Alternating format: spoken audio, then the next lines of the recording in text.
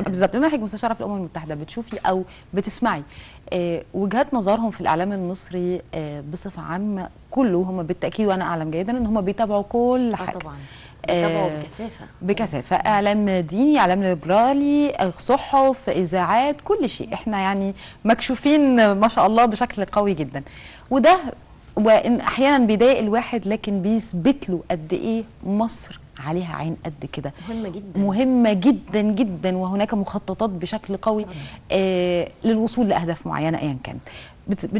بيشوفوا ده ازاي؟ اولا هم شايفين ان في حاله كبيره جدا من التخبط اللي موجوده بعد الثوره، واعلاء بعض المصالح فوق مصلحه الدوله ككل، وبالتالي كل ما كان يعني شوكه وهم وجهة نظرهم مصلحه الدوله في ايه؟ هم شايفين ان مصلحه الدوله طبقا لمصلحتهم هم. ايوه كنت هقول انما مش مصلحه الدوله لمصلحتنا احنا. يعني عندما تنطبق لا انا فاهمه، بس انا عايزاها هي الكلام ده بس عشان المشاهد كمان. طبعا يعني هي يعني ان احنا نتفكك زياده، او ان احنا يبقى عندنا اضطرابات، وبالتالي طب يعني اذا التخبط بالنسبه لهم شيء مشبع لرغباتهم، ما هوش شيء ضار بالنسبه لهم؟ ضار في نقطه ان ممكن تيار معين يكون ضد مصلحتهم يقدر ان هو يتغلب على التيارات التانية، وبالتالي ما يقدرش ان هم يتماشوا معاه. هم عايزين يفضل حاله التخبط دي لسبب ان يقدروا ان هم يضغطوا على كل الاطراف بما يتماشى مع المصلحه الخاصه بيهم. فبالتالي يقدروا ان هم يتغلوا داخل ارض الوطن من خلال كل الاطراف دي. يعني هو مش يهمهم بس ان طرف واحد هو اللي يكون معاهم، ولا طرف بس يكون ضدهم.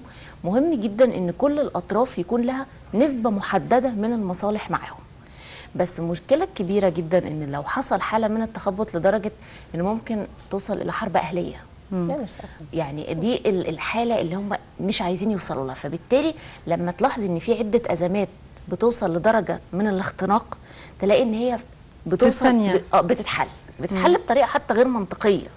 يعني تحسي ان فعلا ان في اطراف كتيره جدا متدخله في الازمه دي. يستحملوا تحت الميه لمده قد ايه من غير تنفس وبعدين خلاص نديهم اكسجين بعد شويه. وفي على فكره يعني قوانين كتيره جدا موجوده ما بتطبقش. يعني تلاحظي ان في وكأن القوانين بتفصل لناس وناس لا.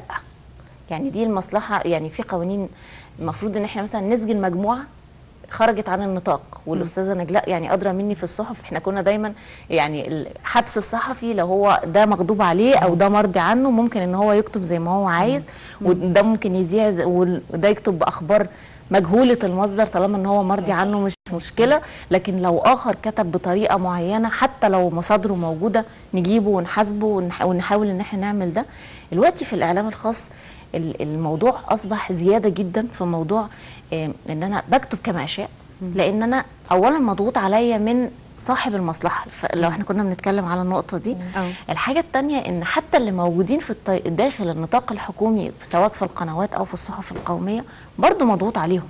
ما بيحاولوا ان هم برضو يرضوا السلطه. فاحنا وصلنا، ما هو الفكره ان هم يعني بيحاولوا، هو بيحافظ على اكل عيشه. في مرحله معينه السلطه دلوقتي مش زي السلطه اللي موجوده قبل الثوره. السلطه قبل الثوره كانت على طول ورا الشمس. دلوقتي السلطه ما بقاش في ايدها الموضوع ده بالشكل ده، لان هي بتحاول دلوقتي ان هي تدي ايحاء بان احنا عندنا الحريه، وان مسموح جدا ان يبقى في هامش كبير من التناول والتداول.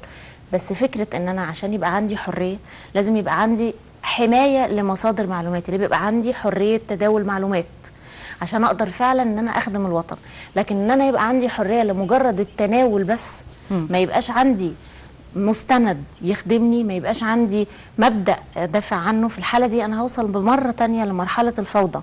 والفوضى دي هتخلي صورتنا في الداخل والخارج طبعا بطريقة مشوهة جدا، ومش هنوصل للمعلومة اللي احنا عايزينها برضه في النهاية. نعم، هستأذنكم بس نتابع تقرير وهنرجع نكمل كلامنا مع بعض. خليكم معنا مشاهدينا، تقرير ونعود مرة أخرى.